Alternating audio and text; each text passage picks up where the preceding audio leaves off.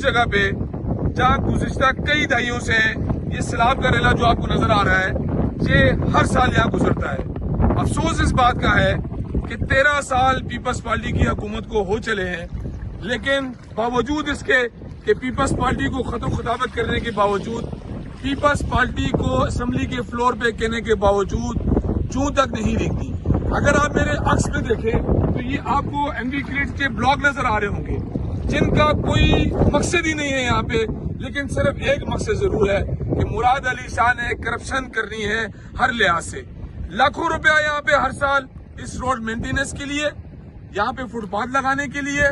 اور یہاں پر کرپشن کو بڑھانے کے لیے لاکھوں نہیں کروڑوں روپے لگا دیے جاتے ہیں جو کاغذ کی نظر ہو جاتے ہیں، لیکن زمین کے اوپر کوئی ریئلٹی نہیں ہے۔ یہ وہی ندی ہے جہاں پہ گزشتہ کئی سالوں سے اور لاسٹ ایئر میں 6 جانوں کے نذرانے اس ندی نے